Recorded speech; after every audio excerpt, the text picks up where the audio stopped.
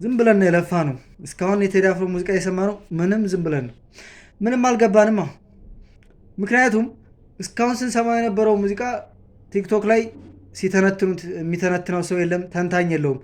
አሁን ጉዱ ይወጣል ያህል አባቴ። አሁን የሚተነትነው ሙዚቃ ሲስሙት የያዘው ሰምና ወርቅ ስለምን በቃ በውስጡ ያልተገለ ሂስትሪን ቁልጭ አድርጎ በቃ እኛ 12 ዓመት ነው የተማርኩትን እኮ እሱ በ12 ደቂቃ በ12 ትራክ ነው የሚነግረኝ።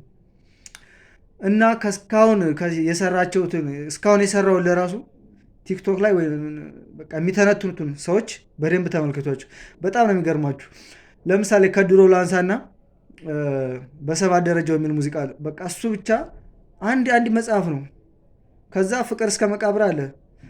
ሌሎችም ሙዚቃዎች አሉ በጣም ብዙ በቃ ቢተነተኑ በቃ በጣም ደስ የሚሉ ሂስትሪን የያዙ ከሂስትሪ በቃ በላይ በጣም ደስ የሚሉ እና የእስካሁኑን ለራሱ ስሰሟቸው እንደዚህ በቃ እንዲተረጎምላችሁ እያስተረጎማችሁ ነው መስማት ያለባችሁ። ምክንያቱም አሁን የሰማችሁትን የአሁኑ የአዲሱን አልበም የቴዲ አፍሮን በጣም ሰምታችሁታል። ሲተረጎም ምን ሲል በውስጡ በቃ የሚይዘው ነገር በጣም አሁን ደግሞ እንደውም ሰምታችሁት ከሆነ የነ መኮንን ላቀ ድምፅ ሁላ አለ፣ የአፄ ኃይለ ሥላሴ ድምፅ አለ።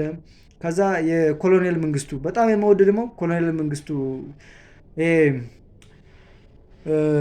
በጣም ደስ የሚላለው ወንዞች ገደቡ ይዋሉ ለልማት ለሻመት ፈሰዋል በከንቱ ምናምን የሚለው በጣም ያን አሁን በጣም ደስ ይላል።